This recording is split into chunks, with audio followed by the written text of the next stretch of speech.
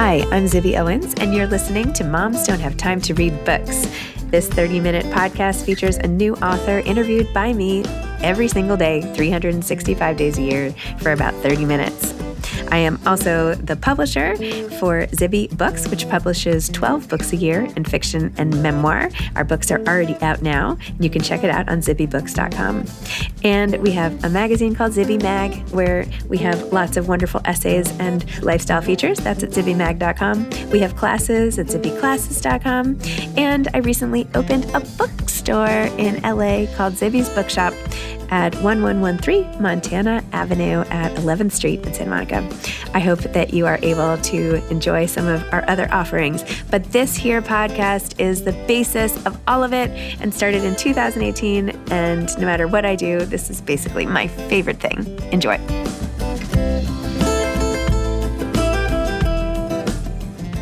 Dina Gachman is the author of So Sorry for Your Loss, How I Learned to Live with Grief and Other Grave Concerns. Dina is an award-winning journalist, Pulitzer Center grantee, and a frequent contributor to the New York Times, Vox, Texas Monthly, and more. She's a New York Times bestselling ghostwriter and the author of Brokenomics, 50 Ways to Live the Dream on a Dime. She lives near Austin, Texas, with her husband and son. Welcome, Dina. Thank you so much for coming on Moms Don't Have Time to Read Books to discuss So Sorry for Your Loss, How I Learned to Live with Grief and Other Grave Concerns. Thank you for having me. My gosh. First of all, I know I shouldn't say I'm sorry for your loss, hence the title, but your writing about your mom and your sister was so poignant and beautiful. And I am sorry. And I am in the kingdom of the fellow grief people. Okay. So just to, give you the secret handshake on that from the start, but you can feel the love so vibrantly through the story. Really, really feel it. So anyway, thank you for writing about it. Thank you for saying that. And I'm sorry you're in this kingdom. It's not fun. No one wants to be here. But yeah, that was one of the reasons I wanted to write the book. I feel like there's so many of us out there, obviously, and you do kind of have that secret handshake with people when you realize that they have deep grief in their life. And so, I think there's amazing grief books. And I felt like maybe with our story, there's something else to add to that shelf. Yes. Oh my gosh. Actually, can I read a quote? Because you said you wrote something about this specifically. Sure. And you wrote about it in the beginning in the context of your friend Rachel, whose brother had passed away. Yeah. And how you kind of reconnected with her in a different level. Mm-hmm. You said, grief isn't a language you learn slowly. There is no Duolingo for this. When it happens, it's as if a secret linguistic portal rips open, and suddenly there you are with an entirely new way of communicating and existing in the world. You have a psychic secret handshake with others who have gone through painful loss. I'm not as scared to ask Rachel questions anymore because I know that grief isn't something you should wrap up and store away like a fragile glass figurine. It will and should become part of you, maybe even a tough, unbreakable part of you. But that realization did not happen on day one. On day one, I tried to tuck my feelings away because I had a wedding shower to go to. Yes, I did.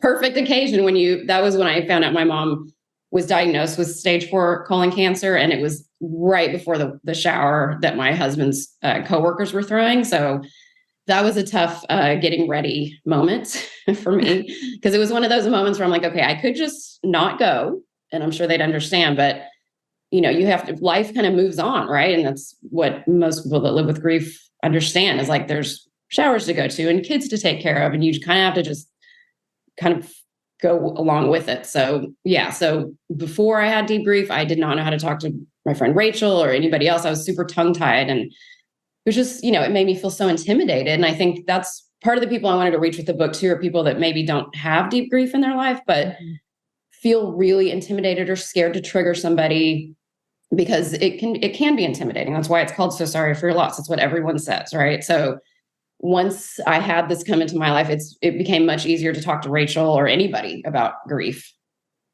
And I appreciate your little cheat sheets for people who might not know how to talk about it. Yeah. Words you should say, words you shouldn't say. And even though this is sort of a very, very personal memoir, that you spin it around to give some actionable tips for anybody who's perusing. Maybe back up for a minute and tell listeners a little bit about the story and what happened with your mom and your sister and why you decided to turn it into a book. Exactly. Now we were just talking about it, but. Yes. So the book is rooted in my experiences. My mom was diagnosed with stage 4 colon cancer in 2015, and she died in 2018. And then my little sister, Jackie, suffered from alcoholism for years and years. And she died of alcoholism about 2 years after my mom. So it was very much the feeling when my sister died of, I can't believe we're doing this again. Like we were just emerging sort of from all the grief of my mom. And then this happened. And so it was two very profound losses back to back. And I didn't really write much about grief until about a year after my mom died. And I wrote an essay for the New York Times about we used to watch Hollywood red carpets, and that's how we bonded. And so it was an essay about after she died, it was red carpet season. And so I was grappling with like, do I watch? Do I not watch? And it sounds frivolous, but it was very serious to me. I was like, is it going to destroy me? Is it insulting if I don't watch? Like, all those things. And so the essay was about me watching and that becoming kind of a way for us to still bond, even though she's not here. And it was a weird feeling of like, oh my God, I'm in the New York Times, but I wish I didn't have to write this. And the book was a little bit that way too. But so I didn't think about writing a book until a couple months after Jackie died. And I think it was because when my mom died, I read amazing grief books, and there are so many amazing ones. And when Jackie died, somebody sent me a book of quotes, like Zen quotes. And I kept just putting it down, like almost out of anger at night, because I was like, I don't want to be soothed. I don't want to read about like babbling brooks, and I want to be angry. And so the summer after she died March 1st. So early that summer, I thought, you know what? Maybe I can write this book. It was kind of that Toni Morrison thing of like, if there's a book you want to read and it hasn't been written, go write it. And so it was kind of that feeling of like, I wanted to do part memoir, part reporting, because I love reporting. I wanted humor in there because levity is very helpful when you're dealing with these things. And so it was early that summer that I thought, okay, maybe I can add to the shelf. Wow. Does writing help you like process? I feel like writing always like helps me so much. Like I realize what I'm thinking when I'm writing it down, like even though it was obviously just circulating. Did you feel like getting through this whole process was sort of therapeutic in a way as well? It was definitely, I mean, it's funny because there's that question of like, is it cathartic? Like, I don't think of it as cathartic, right? But I think of it as it definitely helped me process even just what grief is, because one of my reasons is I wanted to learn more about grief, right? I'm not an expert. I haven't studied this and researched this for years. I'm just an everyday person who lives with it. So I think the journalist in me was like, okay, if I'm going to live with this thing, let me just like face it down. You just like get in the ring and like wrestle with it. And so it really was like I loved interviewing people for the book, because especially there's a chapter on, parents who lost children, which I was very scared to write. I almost cut it. Thankfully, my editor was like, no, you need to keep this in, because I was really scared to talk to parents, right? It's the most intimidating thing, but I'm so glad it's in there because I learned the most from them, and seeing, how they move through the world with their grief, I think is just, it made the process really meaningful for me. And so it was tough for sure. There were a lot of like days of crying and just like going to watch my dog leap around to calm down. But I think the process helped me sort of just come to terms with grief, honestly, just by looking at it, if that makes sense. Of course. Yeah.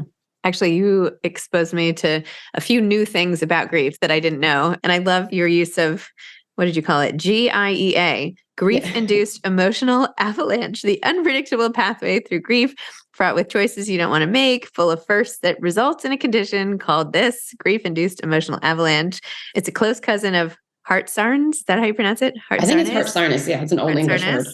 But additional symptoms include dizziness, confusion, anger, deep sighs, and maybe a few tears. I have yet to find a cure for GIEA, so I recommend supportive care, which may include taking a sick day to indulge in a good cry, online shopping for things you don't need but that bring you joy. Overpriced scented candles work wonders for me. A Bridgerton binge, a fast run, or a loving nap, whatever you need to do to get you through it, and you will get through it.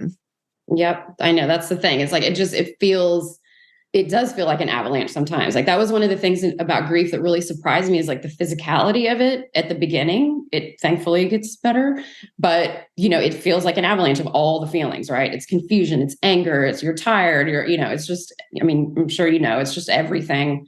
And so you just have to kind of get through those moments, really. Yeah. And as you wrote about, the triggers can be, one that is not talked about enough is when you see someone who looks just like the person in the midst of an ordinary moment, and it just like stops you in your tracks. It does. Yeah, I write about because my sister always dyed her hair like any bright shade of red you can imagine. So like copper, burgundy. And so to this day, like when I see someone at a park or just see someone with any bright shade of red, like my heart actually stops. Like it forces me to just pause for a second. It's a really strange sensation that like, I don't think it'll ever go away actually. And you actually write about seeing your sister at one point in her sort of throes of alcoholism and actually not saying hello. Can you talk about that scene? That was really interesting. Yep. Yeah. So my sister's, throughout the book, but there's that one chapter specifically about her. It was probably the hardest to write because, like I said, my sister suffered for years and I didn't write about her at all. Like it was too hard. I didn't understand it. I didn't understand the grief you feel when someone's still alive. So I knew I wanted to start that chapter with that story because it was something I was ashamed of and that I didn't tell a lot of people. But what happened was we were living in New York at the same time. She was in Queens, I was in Brooklyn, and I worked in Manhattan. It had been a really tough couple months. Like she would flake on lunches and flake on dinners and wouldn't answer. And anyone who's loved someone who has alcoholism or substance abuse issues probably understands that feeling of just anxiety and like, why are they not calling me? And I was just a mess. So I was walking to work and I see her in the distance walking down Fifth Avenue, which is crazy. If anyone's been to New York, like that I would see her. We didn't even live near each other. And I didn't say anything. And I just stopped and I just let her walk by. And it like makes me sad to even think about it. But in the moment, I knew that I'm walking into work to like wait tables all night. And I was so upset that we hadn't seen each other that I thought if I say something, it could trigger me and I'm going to go into work and be a mess. So I just let her pass by. And so it did. It haunted me for years. I never told her about that. And I just put it in the book because I think it's an example of how hard those relationships can be and how complicated they can be. And learning about, there's this term ambiguous loss that I talk about in the book, that it's, the grief isn't triggered by a death. It's triggered by either, a substance abuse issue, a dementia, a mental health issue where you're grieving them when they're here. And so learning about that was very helpful to me. But yeah, that moment was one of many tough ones with her. And just, I feel like it illustrated our relationship when she was drinking, not when she was sober. Yeah. Oh. And then her loss itself, you write about some of the circumstances of it and even the anger of when you were confronting somebody who had seen her last and being like, okay, what is going on here? Because sometimes you can't have the answers and somehow knowing the answers seems so important, even though it doesn't change the outcome, but it just, and anyway, you had to go on sort of a search of why the police did not contact you. What took them so long? And like, how do you feel now? And do you feel like you have some closure on that whole situation? That's a good question. I mean, I'll always wonder because, just to explain for people who haven't read it, that, I think this happens with a lot of people who have substance abuse issues. They usually die alone. My sister was in a hotel, which I hate, alone in Colorado. Like she hadn't lived there that long. We were in Texas. Well, I was in California. My parents were in Texas. And, the police at first said they found her, but they didn't say she died. So we were like, okay, they found her. She'll get back into detox. And then it was like hours later that they said that she was not alive. And then I went down a rabbit hole of like, what happened? Who was with her? You just ask all these questions because with my mom, we sat there every day of hospice. We held her hand. I knew exactly what happened, probably too much information. But with Jackie, it was, it's a mystery. Like, I don't ever want to see that hotel room, but I will always imagine it. So in that sense, I don't think there's closure, but there's closure in the sense that I'm not making the calls anymore. I'm not asking people like what happened. I just accept the fact that that's, she died in that hotel room. I'm not ever really going to know exactly what her last day was like, but I do accept that part of it. And how is your dad?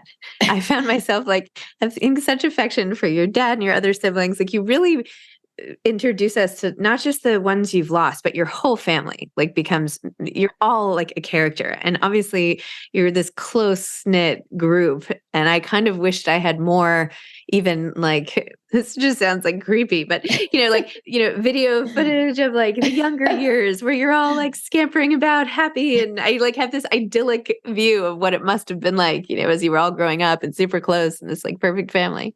That's hilarious. Yeah. So basically my parents had 4 daughters. So there was a lot of us. And my dad, he's so funny. He's doing okay. Right. I mean, he's been through a lot. Obviously he lost, my parents were together since they were like 16.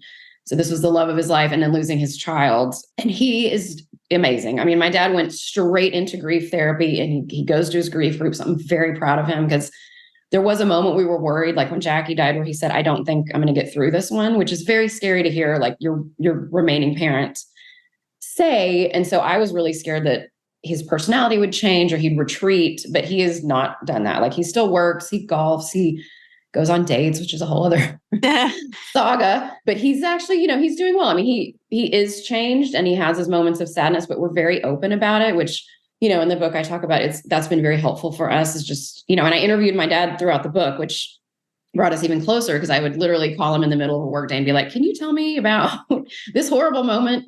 So, he's doing okay. And I think he thankfully has all the grief groups and all of that give him a purpose to share his, he likes to share his story and hear other people's, as weird as that sounds. It does not sound weird. When you mentioned other grief books that you turned to, what were some of your go-tos? What were the most helpful for you?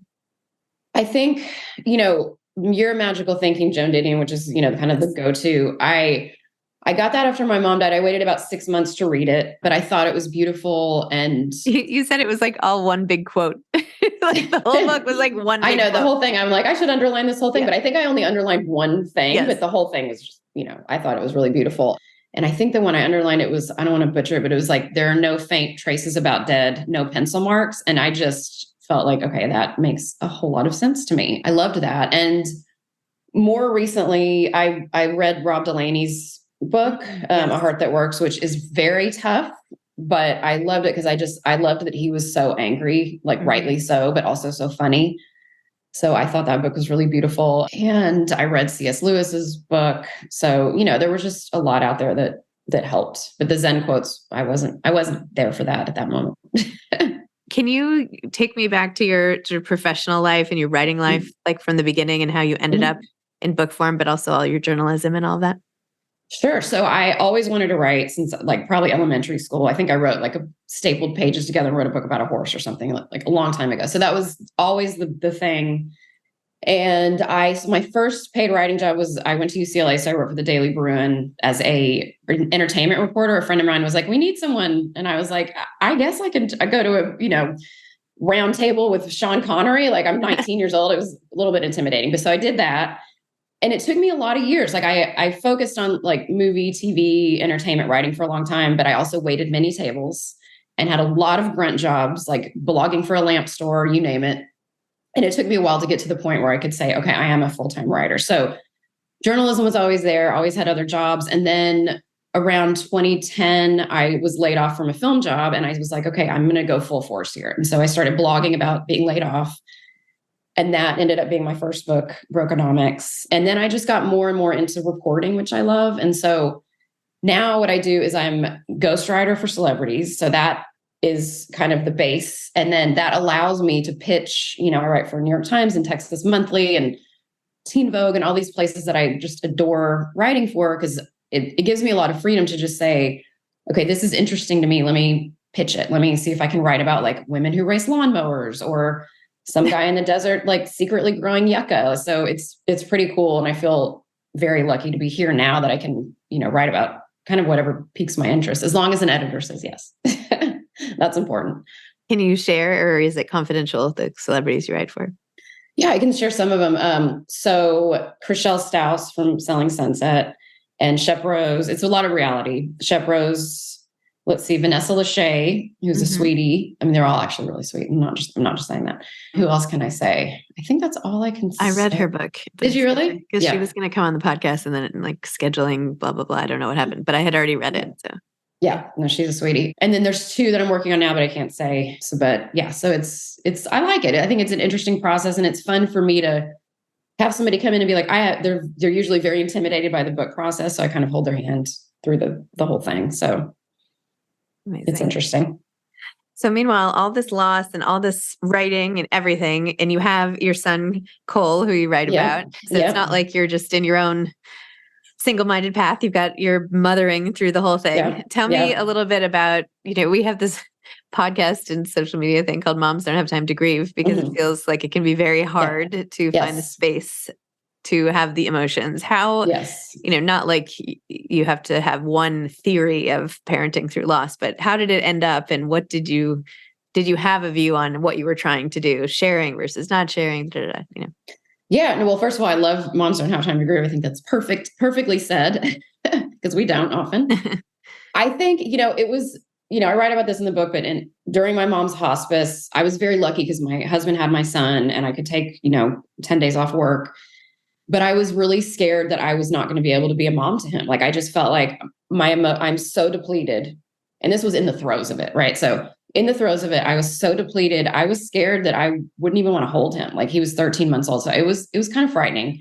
Luckily, when they came, I was all about him, and, that he helped me. Like, he gave me something to love and focus on, and, gave back a lot of love. And then it's been interesting because now he's 5.5. And so I've watched him sort of grapple with death, because my mom's gone, my sister's gone.